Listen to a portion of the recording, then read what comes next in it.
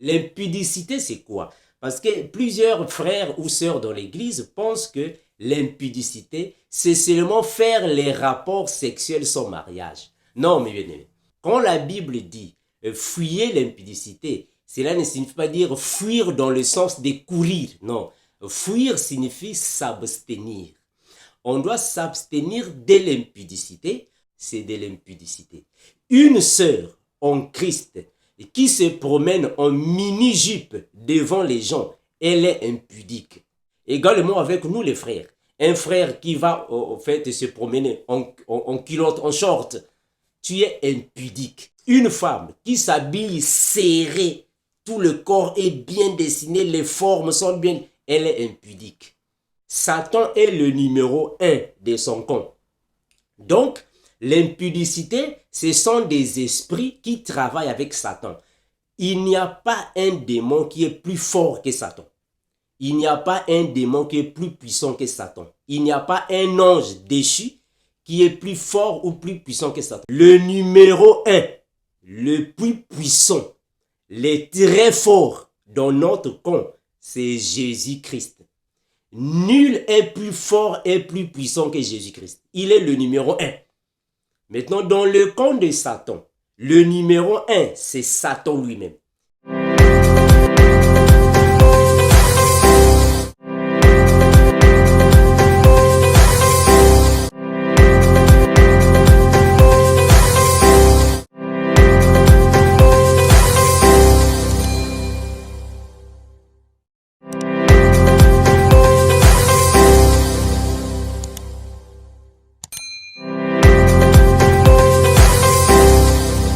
Bien-aimé le Seigneur, je vous salue au nom de l'incomparable Seigneur Jésus-Christ. Merci à tous les amoureux de la saine doctrine. Vous qui aimez la bonne parole, la parole de notre Maître Jésus-Christ. Merci mes frères pour les questions que vous nous posez.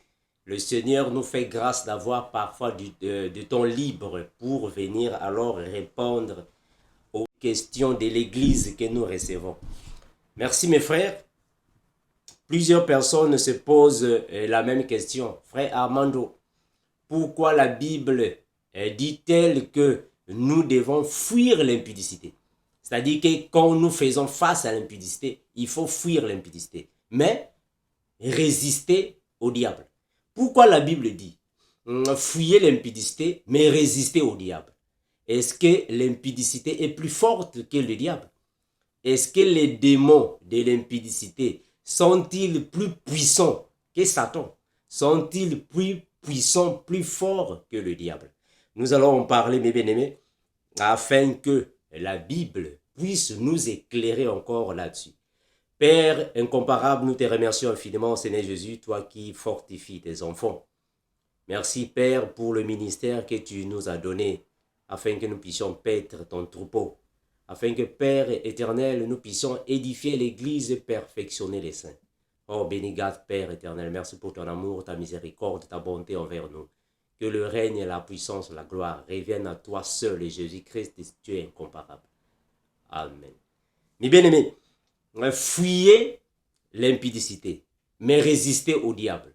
Est-ce que l'impudicité est plus forte que le diable? Fuyez l'impudicité, mais résistez au diable. Est-ce que les démons de l'impudicité sont-ils plus puissants que le diable? Non, mes bien-aimés. Ce n'est pas ça. Au fait, nous allons expliquer ça dans cette vidéo afin que vous puissiez comprendre, mes frères, que quand la Bible dit fuyez l'impudicité, mais parce que l'impudicité est une chose qui est physique, c'est une chose qui est visible, une chose que tu vois. Donc, il faut s'abstenir de l'impudicité. Mais devant le diable, tu ne peux pas fuir parce que le diable est spirituel. Comment est-ce que tu vas fuir le diable? Le diable est spirituel. Tu ne peux pas fuir ce qui est spirituel. C'est la même chose que plusieurs personnes font. Beaucoup de gens qui vivent là-bas en Afrique, quand ils viennent ici aux États-Unis, quand ils vont en Europe, en Asie, partout, ils se disent, bon, moi dans ma famille, il y a trop de sorciers, donc j'ai fui les sorciers. Mais non, tu ne peux pas fuir les sorciers.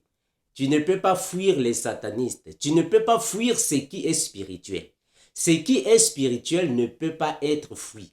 Mais ce qui est spirituel doit être résisté. Parce que tu ne le vois pas, il est spirituel. À tout temps, en tout lieu, il peut te rattraper. Mais ce qui est physique, tu peux s'abstenir. Quand la Bible dit fuyez l'impudicité, cela ne signifie pas dire fuir dans le sens de courir. Non, fuir signifie s'abstenir. On doit s'abstenir de l'impudicité parce que c'est une chose qui est visible, une chose que tu vois. Tu dois s'abstenir. C'est ça le fuir. Maintenant, l'impudicité c'est quoi? Parce que plusieurs frères ou sœurs dans l'église pensent que l'impudicité, c'est seulement faire les rapports sexuels sans mariage. Non, mes bien-aimés. Avant de comprendre le mot impudicité, il faut d'abord comprendre ce que signifie la pudeur, la pudicité et l'impudicité. Hein, mes bien-aimés, c'est très important. L'impudicité, premièrement, il faut comprendre ce que signifie la pudeur.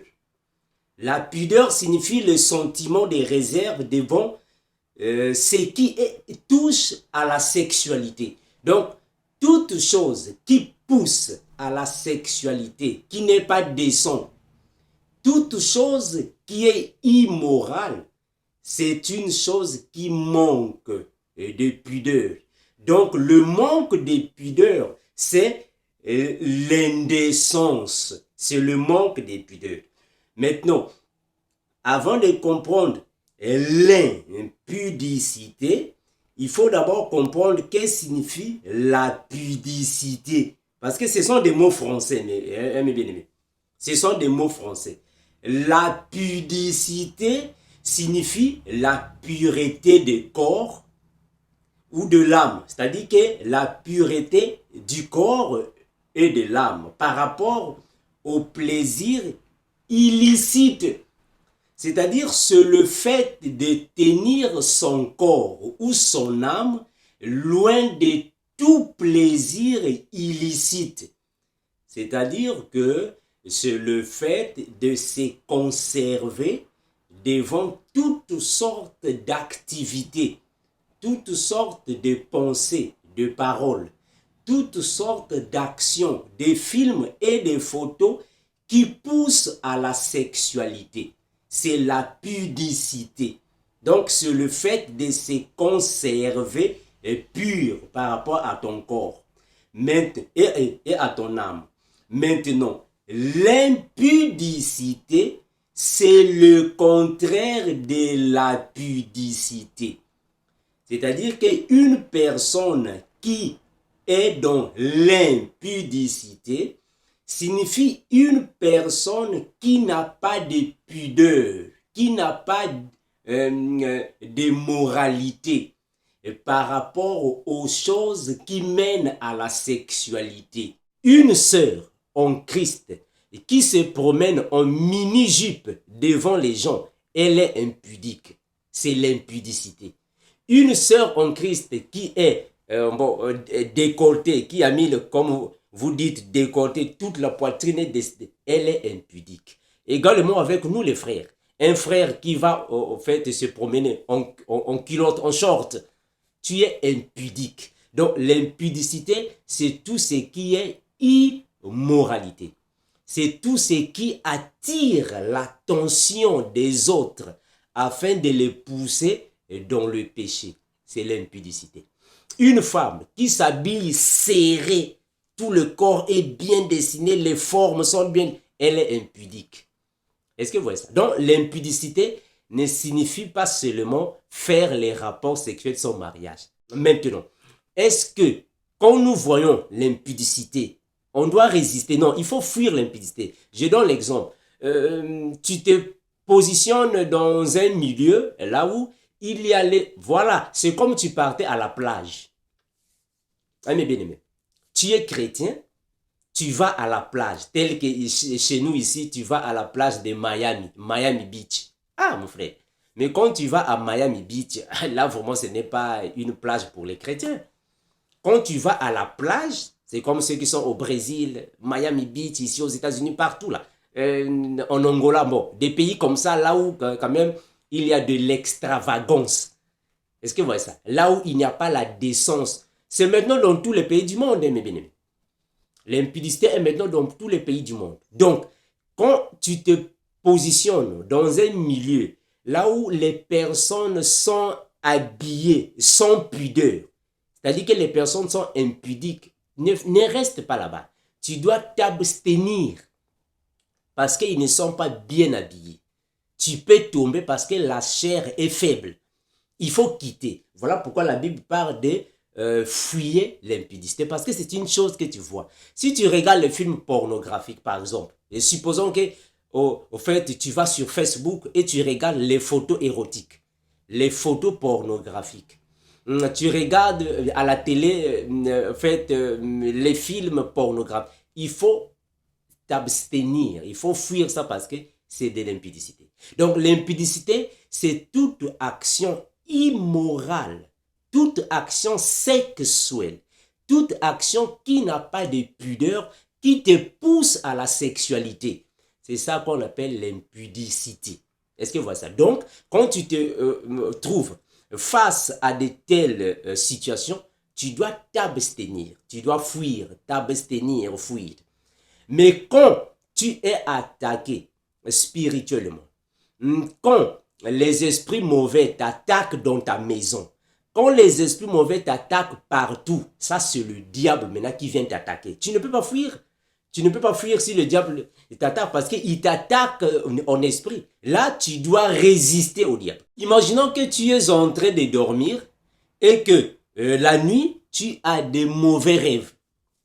Ou soit des mauvaises visions la nuit. Tu es attaqué la nuit. Un chien te suit la nuit. Est-ce que vous voyez ça? Parce que plusieurs personnes ont ce genre de mauvaises visions. La nuit, les policiers t'attaquent dans une vision. La nuit, les animaux veulent t'agresser dans une vision. Mais tu vas fuir comment? Parce que ça, ce sont les œuvres du diable. Tu ne peux pas fuir. Même si tu changeais de lit, tu quittes un lit pour aller dans un autre lit, ou soit tu changes de chambre, ça ne va pas quitter parce que ça se trouve dans tes pensées.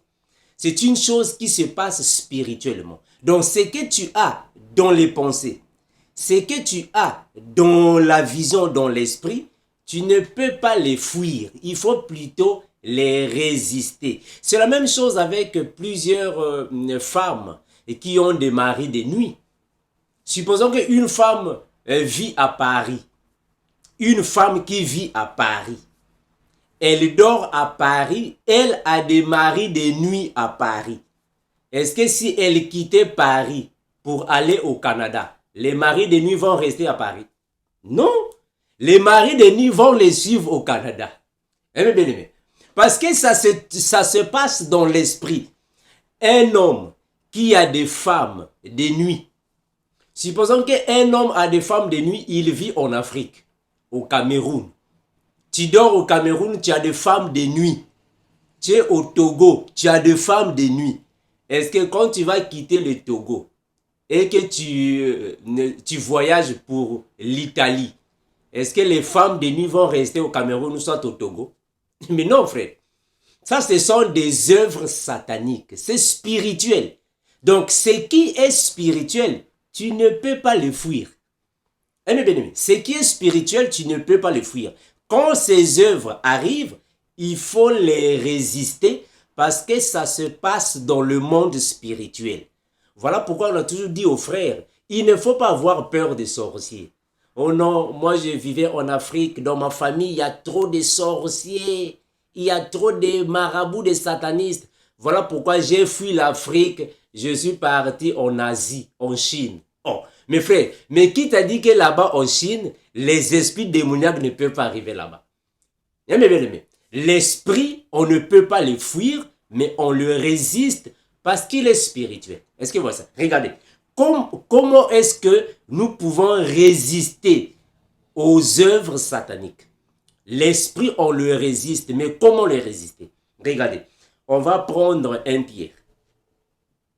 1 Pierre 5, 8. Regardez. 1 Pierre 5, 8 et 9. La Bible va nous aider afin que nous puissions savoir comment est-ce que nous pouvons résister aux œuvres sataniques. 1 Pierre. 1 Pierre 5, 8 à 9. La Bible déclare ainsi. 1 Pierre 5, 8 et 9. Écoutez, la Bible dit ainsi. Soyez sobres, veillez. Votre adversaire, le diable, rôde comme un lion, rugissant, cherchant qu'il dévorera. Résistez-lui. On n'a pas dit il faut le fuir, non, il faut le résister. Lui, il est spirituel. Comment est-ce que tu vas le fuir? Résistez-lui avec une foi ferme. Faut pas le résister avec l'huile d'onction. Hein, mes frères? Faut pas résister le diable avec l'huile d'onction. On va mettre l'huile d'onction. Comme je vois dans certaines portes. Tu arrives chez quelqu'un, chez un voisin, ou soit chez une voisine, tu vois devant sa porte, il y a du sel. Ils ont mis là-bas du sel. Oh non, on a mis du sel à la porte pour que les démons ne puissent pas entrer. Ah, mes frères, vous allez fuir les sorciers, les marabouts, les démons, moi je ne sais pas qui, le diable avec du sel. Le sel est des tables. Ah, mes frères, regardez. Résistez-lui avec une foi ferme, sachant que les mêmes souffrances sont imposées à vos frères dans le monde. Mes frères, nous tous ici sur terre, nous sommes attaqués. Nous tous sur terre, nous sommes attaqués. Donc on ne peut pas fuir Satan. Hein, mes frères, oh, moi je suis ici dans ma maison, le diable vient m'attaquer, je vais fuir ma maison. Mais non, frère, ça c'est quoi ça? Il faut le résister. Et quand tu le résistes, il faut que tu sois convaincu que tu marches dans la sanctification. Ah mais oui, que tu marches dans la sanctification. Ici, regardez, on dit soyez sobres, veillez. Ici, on n'a pas dit veiller des prières. Non, on n'a pas dit ça. C'est pas veiller des prières. Votre adversaire, le diable, rôde comme un lion rugissant, cherchant qui dévorera. Je vais lire ça dans la version Good News Translation afin que vous puissiez bien comprendre. Veillez, soyez sobre signifie quoi? Écoutez. Good News Translation, on dit quoi? 1 Pierre 5, 8.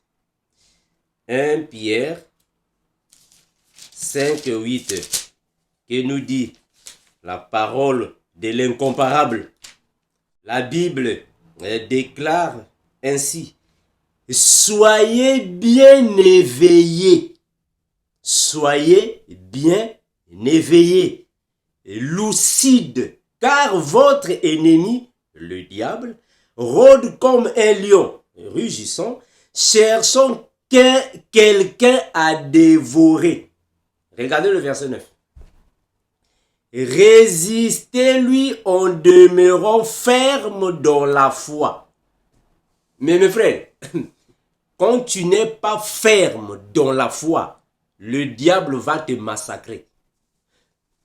Il faut être ferme dans la foi. Or, quand on parle de la fermeté dans la foi, on veut dire il faut marcher dans la sanctification, il faut fuir le péché, il faut mettre en pratique la parole de Dieu, il faut s'attacher au Seigneur. Si tu n'as pas le Seigneur Jésus dans ta vie, le diable va te massacrer. Hein, mes frères? La Bible dit qu'il rôde comme un lion rugissant, cherchant qu'il dévorera. Écoutez, la Bible dit ainsi, je continue. Résistez, lui, en demeurant ferme dans la foi.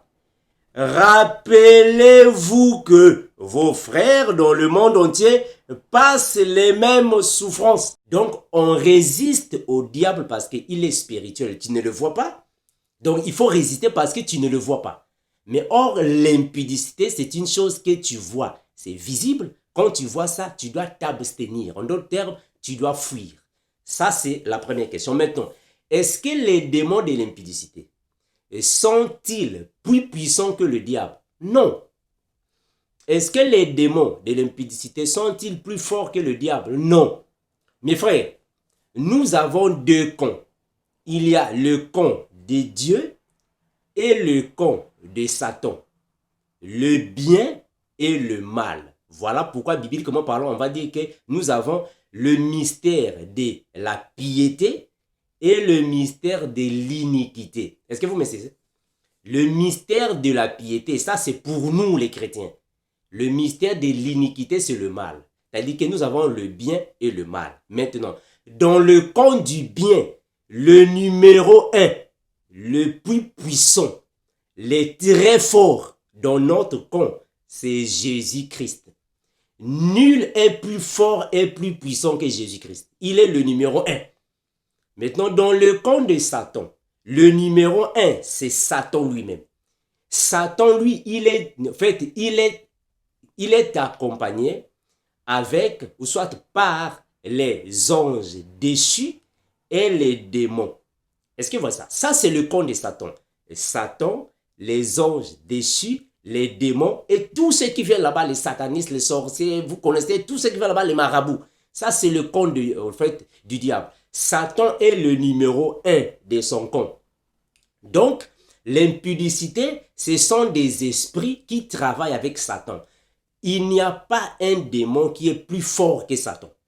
Il n'y a pas un démon qui est plus puissant que Satan. Il n'y a pas un ange déchu qui est plus fort ou plus puissant que Satan. Parce que, en fait, dans nos églises, voilà pourquoi, mes bien-aimés, voilà pourquoi j'ai toujours dit que nous chrétiens, dans notre époque, c'est-à-dire que notre génération, voilà pourquoi j'aime beaucoup, en fait, j'aime beaucoup, comment est-ce que je peux dire ça? J'aime beaucoup propulser les jeunes frères, la jeunesse. J'aime beaucoup les propulser, j'aime beaucoup être avec la jeunesse, partager la parole afin qu'ils puissent grandir et oublier les notions que nous avons dans nos églises. Dans nos églises, nos anciens, dans nos églises, on nous a inculqué beaucoup de fausseté. Beaucoup de fausseté dans nos églises. Voilà pourquoi la génération qui vient, il faut être un peu révolutionnaire. Aimez bien, pour comprendre parfois la Bible, c'est très important. Donc, le diable travaille avec plusieurs démons et plusieurs anges déchus. Dans nos églises, il y a une confusion. Dans nos églises, nos aînés, dans la foi, nos pères, dans nos familles, nos papas, nos parents, je veux dire, nos pasteurs, dans nos églises, là où nous venons, dans toutes ces églises, ils confondent un démon et un ange déchu. Ils ne sont pas pareils, frère. Non, ils ne sont pas pareils. Un ange déchu est différent à un démon. Ils ne sont pas pareils. Maintenant, Satan, il est le numéro 1. C'est Satan qui gouverne sur toute la postérité satanique. Satan est le numéro 1. Donc, tous les démons, tous les anges déchus, ils sont derrière Satan.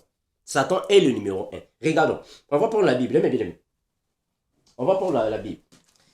Afin que vous puissiez comprendre ce que je suis en train de dire. Prenons Genèse chapitre 3, le verset 15. Regardez. Genèse chapitre 3, le verset 15. Que nous dit la parole? La Bible déclare ainsi. Je mettrai inimitié entre toi et la femme, entre ta postérité et sa postérité. Celle-ci t'écrasera la tête et tu lui blesseras le talon. Mes bien-aimés, est-ce que vous voyez ici que tous ceux qui ont la sémence satanique ont un père. Leur père, c'est Satan. Donc, Satan est le père de toute cette postérité. Une postérité signifie une descendance. Donc, c'est Satan qui est le numéro 1 de toute la postérité maudite. C'est lui qui est le numéro 1. Donc, en fait, en dessus de Satan, il n'y a personne. Parce que c'est lui qui est le Père. Est-ce que vous voyez ça? C'est comme nous chrétiens. Nous chrétiens, notre Père, c'est Jésus-Christ. Jésus-Christ est notre Père. Et personne n'est au-dessus de Jésus parce qu'il est le Père. Maintenant, Satan, lui, il est aussi le Père dans leur camp. Donc, il n'y a pas un ange déchu, hein, attention, un ange déchu, hein, un ange ou un démon qui est au-dessus de Satan. Parce que c'est lui qui est le Père. Regardez, je prends Jean. Jean chapitre 8.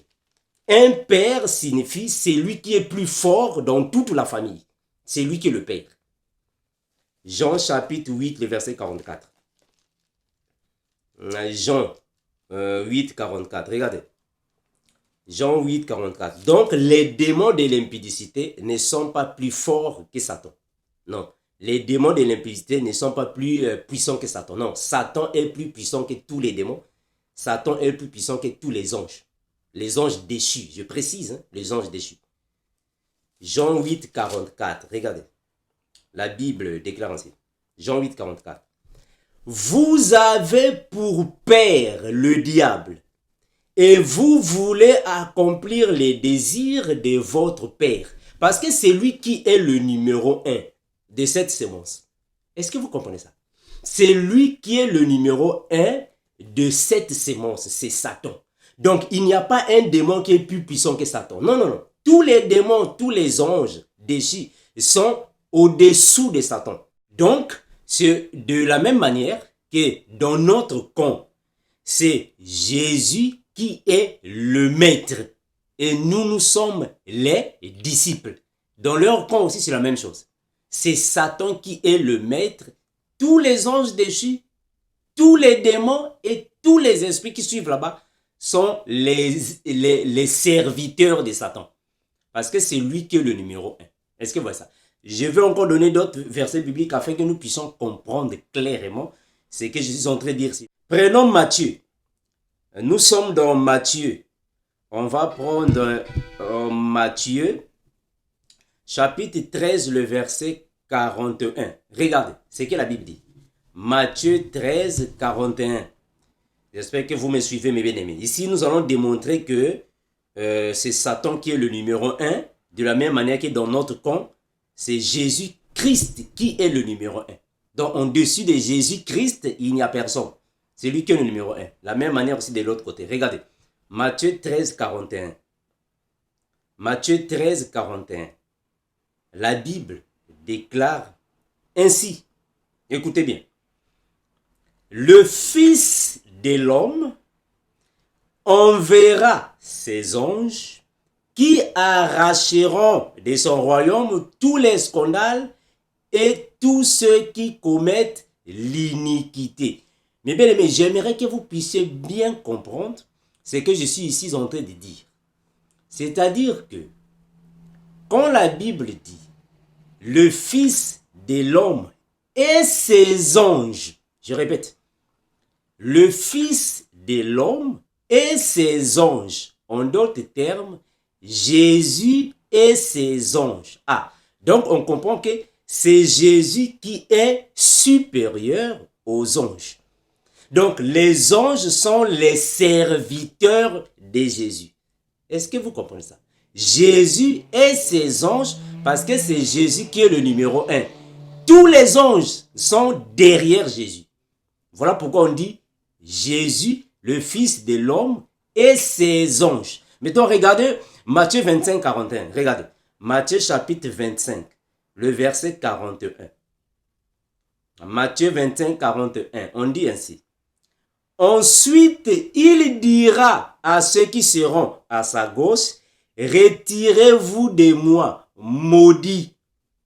Allez dans le feu éternel qui a été préparé pour le diable et pour ses anges. Mais est-ce que vous voyez cette nuance qui existe là-bas? Quand la Bible dit que je mettrai inimitié entre la postérité de la femme et la postérité du serpent, en d'autres termes, la postérité du serpent, c'est toute la race maudite. C'est tous ceux qui ont la sémence diabolique. Leur père, c'est Satan. Maintenant, ici, la Bible est en train de nous dire que Dieu a préparé le feu éternel pour tous ceux qui sont maudits. Et on cite Satan et ses anges. En d'autres termes, Jésus et ses anges. Donc c'est Jésus qui est supérieur à tous les anges. La même manière avec Satan. C'est Satan qui est supérieur à tous les anges. Voilà pourquoi la Bible dit Satan et ses anges. Parce que c'est lui qui est le numéro 1. Parce que la Bible commence d'abord par le supérieur et les inférieurs. Je ne vais pas être verbal. Je vais prendre un autre passage biblique. Regardez, nous sommes dans Matthieu 24. On va prendre 30. Regardez. Matthieu 24, 30. Matthieu chapitre 24. On prend le verset 30 et 31. Regardez. La Bible déclare ainsi. Alors le signe du Fils de l'homme paraîtra dans le ciel.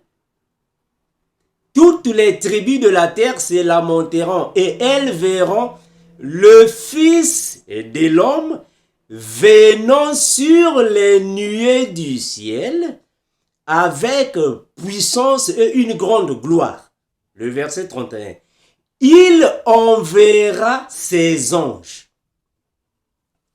On ne peut pas dire les anges enverront Jésus. Ça n'a pas de sens. Hein, mes frères? Parce que les anges sont inférieurs à Jésus. C'est Jésus qui envoie les anges parce que c'est lui qui est supérieur aux anges.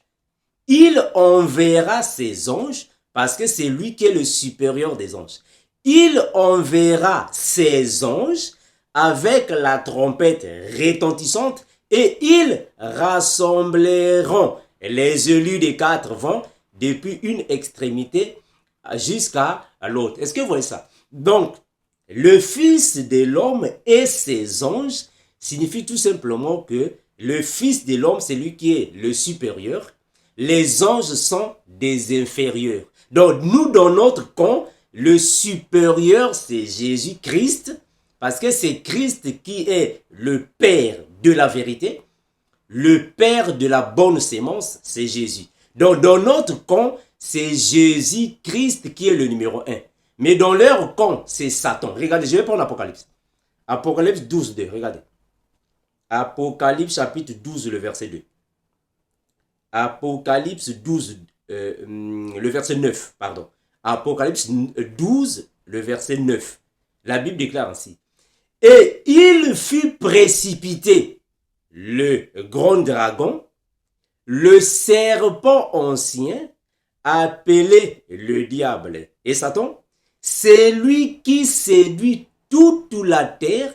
Il fut précipité sur la terre et ses anges furent précipités avec lui. Mes frères, est-ce que vous comprenez ce que je suis ici en train de dire?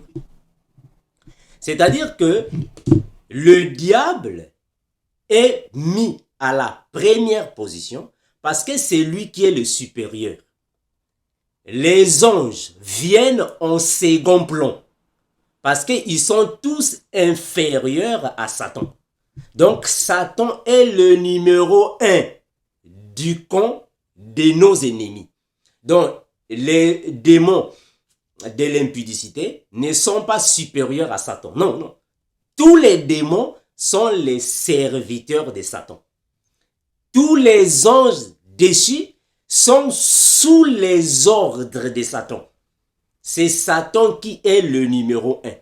Est-ce que vous voyez ça? Donc, dans le camp opposé, il n'y a pas un démon, il n'y a pas un ange déchu qui est supérieur à Satan. Satan, c'est lui qui est le numéro 1.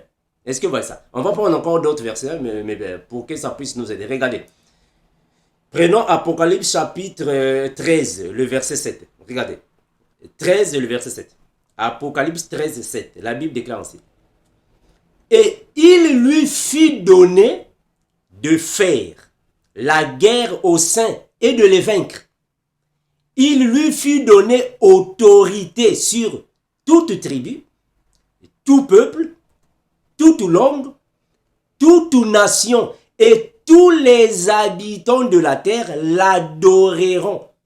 Mais c'est Satan. Est-ce que vous voyez ça? Satan, c'est lui qui a reçu toute l'autorité, tout pouvoir, toute la force dans le camp opposé. Parce que c'est lui qui est le supérieur, à tous les démons, à tous les anges déchus. Vraiment, si vous me posez des questions dans cette vidéo pour venir parler sur la distinction qui existe entre les anges déchus et les démons, vraiment que le Seigneur nous prête vie, je peux revenir pour alors déchiffrer cela, distinguer un ange déchu et un démon. Ils ne sont pas pareils.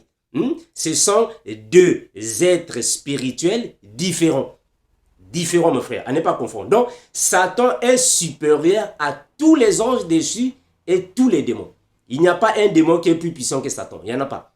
Il n'y a pas un démon qui est, il n'y a pas un ange déchu qui est plus puissant que Satan. Parce que c'est Satan là-bas dans le ciel qui était le premier de tous les anges. C'était Satan. Même si nous voyons dans la Bible, on va voir que Satan n'était pas dans la catégorie des anges. Parce qu'il faut comprendre ça, mes frères, c'est très important. Satan n'était pas dans la catégorie des anges. Mais Satan était dans la catégorie des chérubins. Un chérubin est supérieur à un ange. Voilà pourquoi la Bible parle des anges et des archanges. Ils ne sont pas pareils, hein, mes frères. Un archange est supérieur à un ange. Voilà pourquoi il est archange, parce que supériorité. Maintenant, Satan, lui, il n'était pas un ange dans le ciel, non. Satan était un chérubin, et pas n'importe quel chérubin. Il était un chérubin protecteur.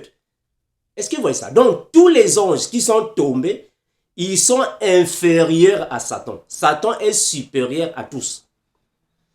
Parce que c'est lui qui est le père de cette postérité. Le Seigneur l'a dit. Je vais relire ça, regardez. C'est le diable qui est le père de la postérité diabolique. C'est lui qui est le père de la postérité maudite.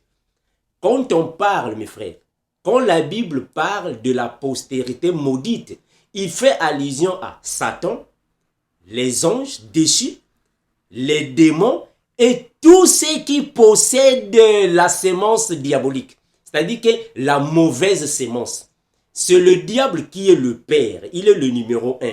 Donc, il est le plus puissant. Regardez, je vais prendre Jean 8, 44. Je vais relire ce verset, c'est très important. Afin que nous puissions comprendre. Jean 8, 44. La Bible déclare ainsi. Jean 8, 44. La Bible dit ainsi.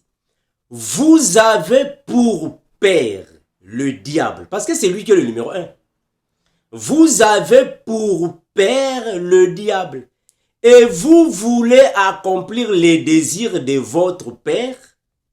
Il a été meurtrier dès le commencement et il ne se tient pas dans la vérité parce qu'il n'y a pas de vérité en lui.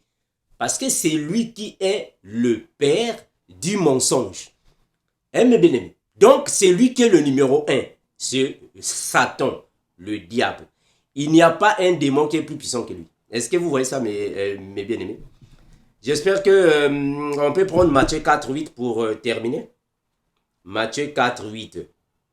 Matthieu chapitre 4, le verset 8. Regardez. La Bible déclare ainsi. Le diable le transporta encore sur une montagne élevée, lui montra tous les royaumes du monde et leur gloire, et dit au Seigneur Jésus, je te donnerai toutes ces choses si tu te prosternes devant moi. Est-ce que vous voyez ça? Donc, c'est à Satan qu'on a donné ça. Le Seigneur a donné à Satan. Est-ce que vous voyez ça? C'est à Satan qu'on a donné ça parce que c'est lui qui est le numéro 1 de leur côté. C'est à Satan que Dieu donne ce pouvoir-là sur toutes les nations, toutes les tribus, tous les peuples. C'est à Satan. Il ne peut pas donner ça à un archange. Non, non. Il ne peut pas donner ça à un démon. Non, non, il donne ça à Satan. Donc, il n'y a pas un démon qui est le père de la postérité opposée. Il n'y a pas un archange, il n'y a pas un ange déchu qui est le père de la postérité maudite. Il n'y en a pas. C'est Satan, le diable, qui est le numéro 1. Donc, mes bien-aimés, comprenons que les démons de l'impudicité ne sont pas plus que Satan. Satan est plus que tous ces démons et tous ces anges déçus parce qu'ils sont tous inférieurs à Satan. Il est au-dessus de tous. Merci mes frères, que le Seigneur vous bénisse, vous fortifie et vous révèle la parole afin que nous puissions tous marcher ensemble pour le perfectionnement des saints. Soyez bénis comme nous disons et nous vous le répéterons. Maranatha, l'incomparable Jésus-Christ, le numéro 1 de notre camp, revient bientôt. Ciao.